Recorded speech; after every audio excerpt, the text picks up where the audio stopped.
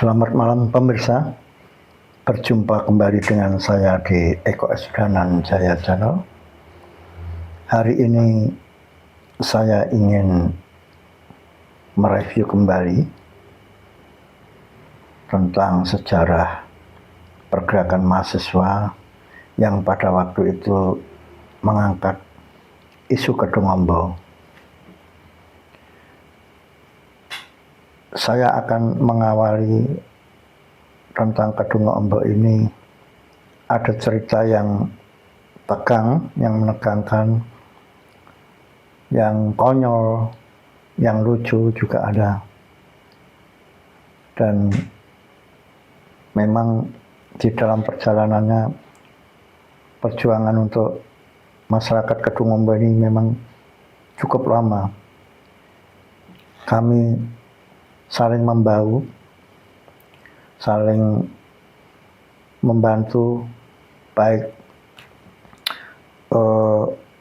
gerakan mahasiswa di kampus, gerakan LSM, gerakan intelektual, pendeta, kiai, dan juga wartawan, media sosial, media massa pada waktu itu saling membantu untuk perjuangan rakyat Kedung Ombo. Bagi pemirsa dan teman-teman yang era tahun 80-an maupun awal 90-an akan mengetahui tentang kasus Waduk Kedung Ombo. Pertama-tama memang kasus Waduk Kedung Ombo itu sudah didengar oleh banyak khalayak seperti Dr. Arif Budiman, dosen Universitas Satya UKSW ya, di Salatiga, Romo Mangunwijaya ya, tokoh rohaniawan dari Katolik, kemudian Mas Joni Simanjuntak, beliau adalah direktur LBH di Solo ya. Terus kemudian tokoh-tokoh di Jakarta juga sudah dengar kasus itu. Namun akan tetapi belum mencuat besar karena memang sangat represif pada waktu Orde Baru itu. Semua tekanan itu terjadi kepada siapapun. Nah, setelah mendengar ada embrio gerakannya di Yogyakarta itu, pada waktu itu Jogja gerakannya masih satu persepsi lah, masih belum ada sekat-sekat. Nah, teman-teman aktivis ini mendapatkan informasi tentang adanya kasus Waduk Kedung Ombo yang menyangkut masalah ganti rugi yang kecil ya, karena terjadi korupsi waktu itu, sehingga tanah 1 meter itu hanya dihargai satu rokok lah, harga satu bungkus rokok itu. Waktu itu kalau nggak salah 900 rupiah atau 700 lah, sekitar itu per meter. Sehingga masyarakat protes ya, tidak mau menerima ganti rugi, diancam oleh ABRI, oleh polisi, oleh aparat pemerintahan di Jawa Tengah ya. Nah, masyarakat meminta tolong siapa ini? Sedangkan tanah yang dia tempati itu kalau dibayar hanya 700 rupiah, dia pindah ya, ke tempat lain, harga tanahnya akan lebih mahal. Tidak boleh harga segitu tidak akan bisa mengganti tempat lain. Nah, terjadilah protes. Nah, kita membaca di beberapa koran, berita, kemudian teman-teman mahasiswa rapat di Jogja. Nah, saya, Mas Torik, ya, tokoh UGM Mas Torik. Terus kemudian Anung Karyadi, ya, dia juga salah satu tokoh mahasiswa UKSW. Terus Mas Yamin almarhum itu juga terlibat secara dalam. Tapi kami, saya, Mas Torik, Anung ini orang yang pertama masuk ke Kedung Ombo. Jadi kita mengambil gambar-gambar, foto ya untuk slide, kemudian dokumen-dokumen masyarakat seperti sertifikat tanah, hak kiri, atau juga tanda-tanda terima karena dipaksa. Terus kemudian kita wawancara pada masyarakat yang diintimidasi aparat untuk diharuskan menerima ganti rugi gitu. Nah itu kita wawancara, kita menginap di sana, ya ikut prihatin lah, berbaur dengan masyarakat. Nah hasil dari investigasi kami itu kami laporkan kepada teman-teman di Jogja, teman-teman aktivis. Nah kemudian dibentuklah action pertama itu sekian bus ya, kita masuk ke wilayah Kedung Ombo, daerah penggusuran itu, kemudian bertemu dengan masyarakat. Nah kemudian demo besar, kita diancam oleh aparat, tapi kita kemudian kembali dan akhirnya besoknya menjadi berita besar di koran-koran, di televisi ya. Itulah kali pertama di mana kasus Kedung Ombo itu mencuat menjadi berita besar. Kemudian sudah agak mulai para intelektual, para rohaniawan, pesantren berani bicara tentang penggusuran rakyat Kedung Ombo. Nah, terus menerus ya. Kemudian juga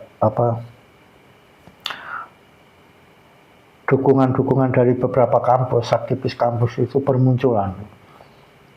Di Jakarta sendiri, seingat saya, Mas Untoro Haryadi, aktivis dari Filsafat Gajah Mada yang sekarang jadi dosen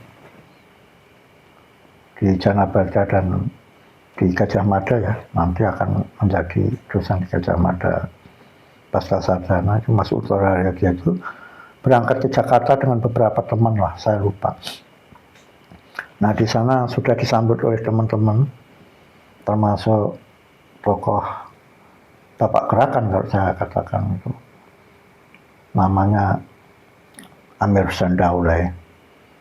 Amir ini adalah inisiator, pemikir gerakan ya.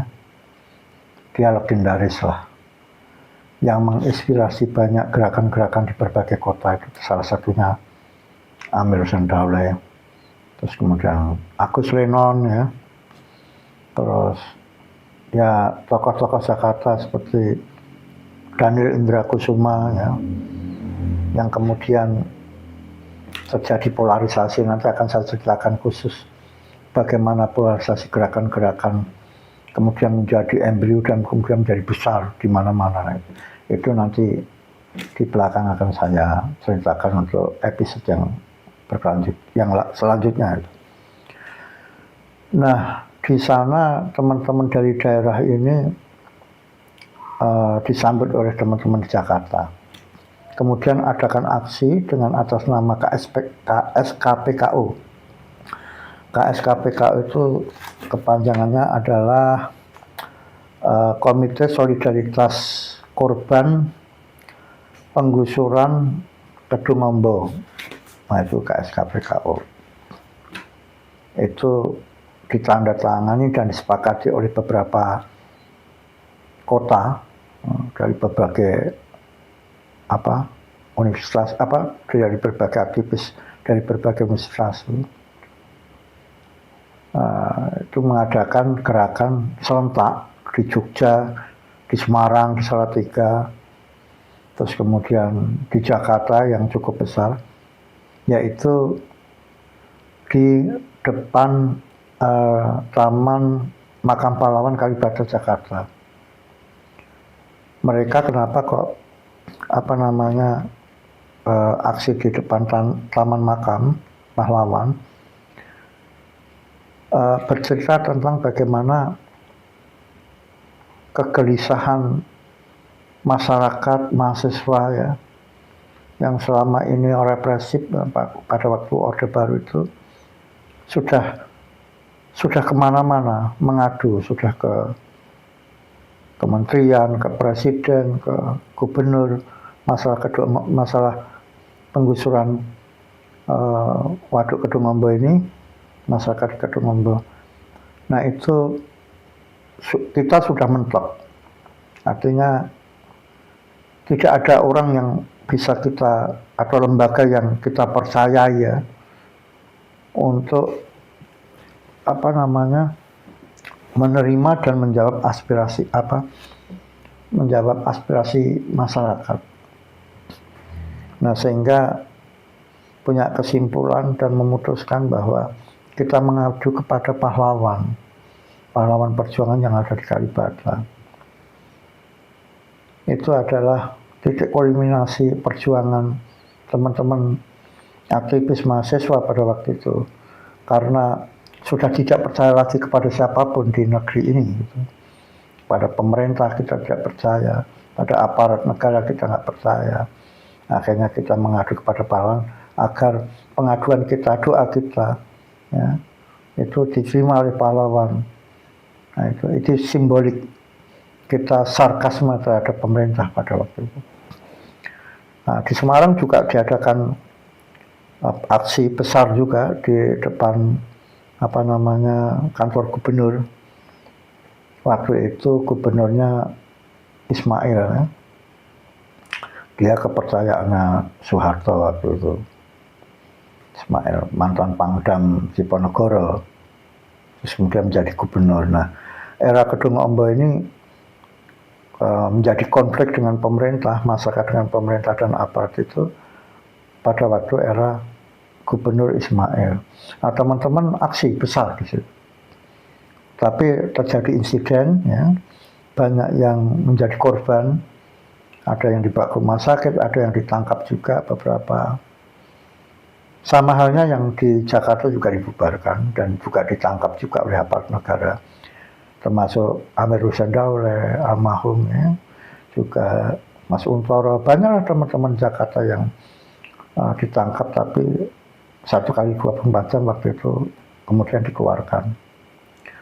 Nah di Jogja sendiri juga terus menerus melakukan gerakan yang kemudian disonding oleh Bang Arief Budiman ya, dengan MH Ainun Nadjib juga bicara waktu itu tentang Kedungombo.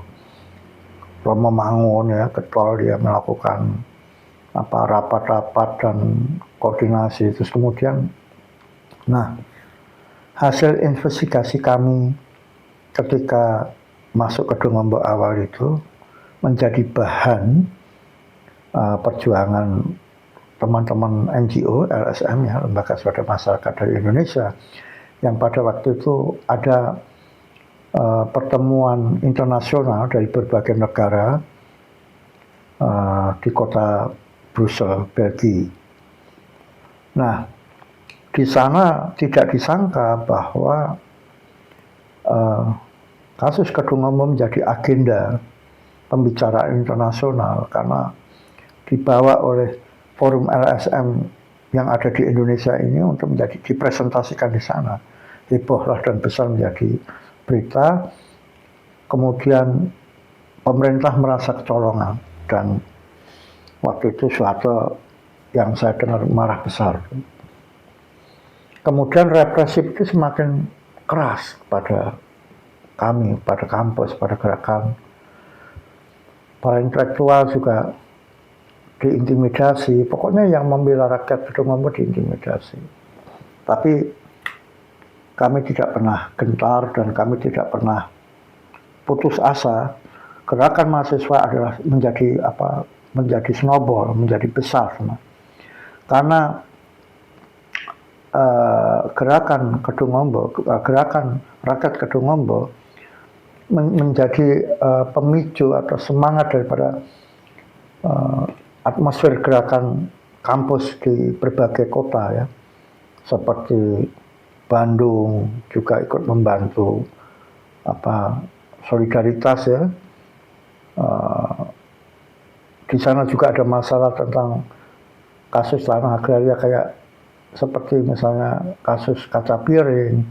Di Bogor juga ada Cimacan, Rancamaya, banyak juga mereka juga melakukan gerakan-gerakan. Kemudian di Belangguan ya, Jawa Timur, teman-teman dari Malang, dari Bali, dari Surabaya, terus kemudian dari Solo, itu menjadi sporadis. Begitu juga yang ada di Sulawesi, di NTB, gerakan-gerakan dari Universitas Mataram, Unila, kemudian disambut di Medan, di sana Sumatera Utara, terus bergerak terus. Nah, gerakan mahasiswa menjadi besar dan pemerintah semakin ketakutan waktu itu. Jadi itulah. Nah, juga kita lakukan hal-hal yang sifatnya melakukan pendidikan ya kepada masyarakat Kedungombo untuk memberikan spirit, memberikan semangat agar supaya masyarakat diintimidasi oleh aparat keamanan tidak takut. Bagaimana masyarakat secara psikologis trauma karena pada waktu malam ya mungkin seminggu 2 minggu itu sudah diperingatkan kepada pemerintah baik kabupaten maupun gubernuran agar masyarakat segera pindah karena desa itu akan ditenggelamkan. Tapi karena masyarakat tidak mau menerima, uang itu dititipkan di pengadilan kalau nggak salah waktu itu supaya ngambil. Masyarakat yang sudah terlanjur diintimidasi kemudian tanda tangan atau cap jempol ya. Tapi mayoritas masyarakat tidak menerima. Mereka kompak, masyarakat Kedungombo. Nah akhirnya malam-malam sungai Kedungombo itu dibuka, mengalirlah ke perkampungan dan tenggelam. Saya melihat sendiri bagaimana air itu menggenang, beberapa desa itu sudah tenggelam dan masyarakat menandai bahwa itu rumahnya masing-masing dengan cara dia kasih tiang bambu, kemudian dikasih bendera merah putih. Nah itu sebagai tanda bahwa yang masih kelihatan benderanya, nah itu rumah di bawahnya. Nah saya itu menggunakan getek ya, getek itu bambu dirakit itu, rakitan bambu ya. Kemudian dibentuklah seperti jembatan itu ya. Nah kami naik itu 4 orang loh, nggak bisa lebih dari itu. Kami keliling ke beberapa desa menyusuri ya. Rumah-rumah itu hanya ada tiang-tiang bendera karena rumahnya sudah pada tenggelam. Kedalaman bisa berkisar 10 meter itu. Nah, masyarakat mengatakan, "Adik, ini rumah saya, itu rumah orang tua saya, itu rumah saudara saya, tetangga saya." Satu persatu masih ingat karena dikasih tanda bendera merah putih itu. Terus makamnya juga sudah tenggelamannya, pohon-pohon besar aja yang masih ada menyembul daun-daunnya itu ya. Nah seperti itulah kejadiannya yang yang ada atau fakta yang terjadi pada saat itu. Kenapa masyarakat melakukan perlawanan? Bukan berarti tidak sepakat untuk pembangunan. Mereka sepakat dan setuju ada pembangunan, tetapi ganti rugi atau pembelian tanah dari pemerintah itu tidak sesuai dengan keinginan masyarakat. Yang kedua adalah negosiasi macet. Nah, setelah itu sedikit ada perhatian oleh pemerintah, setelah ada gerakan-gerakan masif oleh mahasiswa, oleh LSM, oleh kaum intelektual, kemudian pemerintah khususnya Gubernur Jawa Tengah menaikkan atau mengkalkulasi kembali harga ganti rugi di Kedungombo.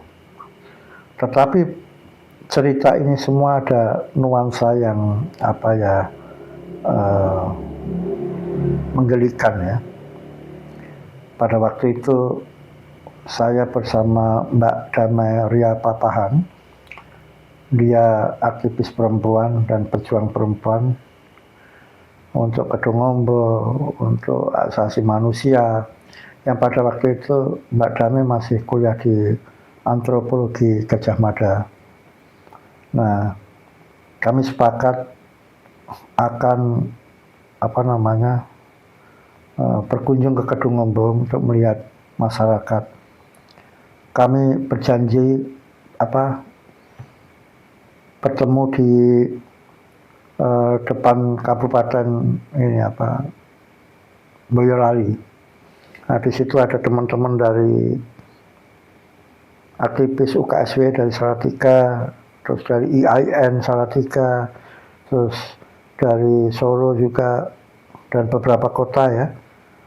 Ada sekitar berapa, saya agak lupa, 10 orang atau berapa itu.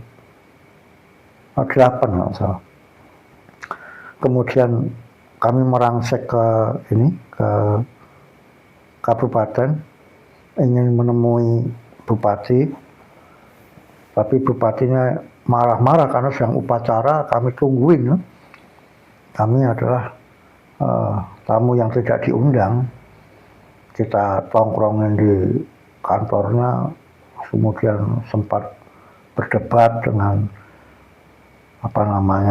pejabat-pejabat di situ, di kabupaten.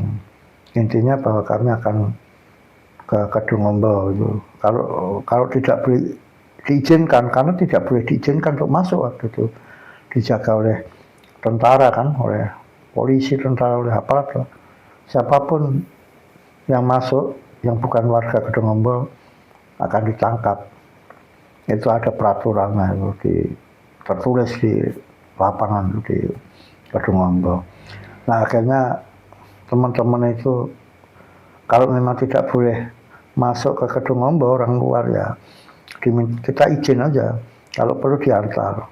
Nah, akhirnya Bupati meminta Sekda untuk mengantar kami pakai jeep hardtop tuh. Kami penuh lah mobil itu.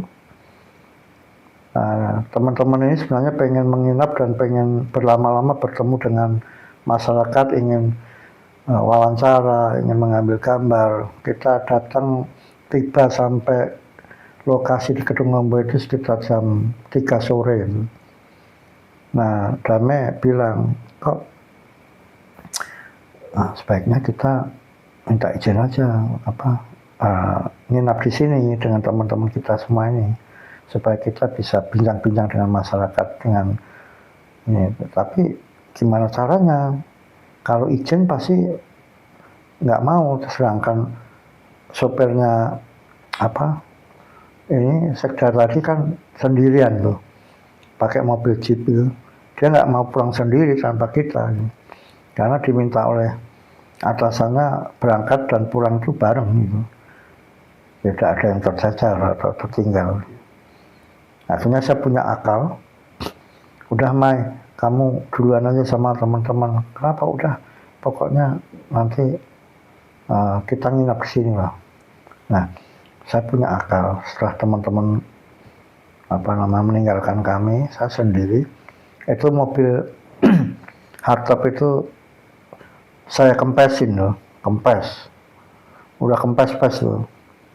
Nah, saya berpikir dengan mobil kempes otomatis nggak mungkin ini pulang, karena memang desa dan di situ sudah ditenggelamkan oleh air. Jadi desanya di bukit-bukit begitu, masyarakat pindah dari desa mencari gubuk-gubuk, bikin tenda di perbukitan di dekat perkampungan situ. Nah, akhirnya kami bertemu warga dan sudah maghrib, menjelang maghrib, akhirnya pamit. Tapi si Damai sudah saya bisikin, itu operasi saya sudah selesai tuh. Mobilnya saya gembesin. Oh iya, bagus. Nah, pas pamit, sampailah di hardtop tuh mobil, ternyata mobil hardtopnya ada ada ban serepnya. Waduh, saya luput itu dari prediksi saya. Akhirnya apa? Ya ada ban serep, kemudian digantilah ban yang saya gembesin itu tadi, yang saya kerjain itu. Akhirnya selesai memasang ban serep itu, kami pulang. Jadi nggak sempat menginap dan berlama-lama lebih panjang lebar untuk berdialog dengan masyarakat Kedungombo. Jadi itu ceritanya, bahwa saya mau mengerjain oknum Pemda Kabupaten Boyolali, malah akhirnya kami sendiri yang kena, karena yang mengganti ban dan kemudian badan kita kotor karena banyak lumpur di situ ya, terpaksa. Nah, itulah pengalaman yang terjadi pada kami di masa-masa lampau. Terima kasih. Wassalam.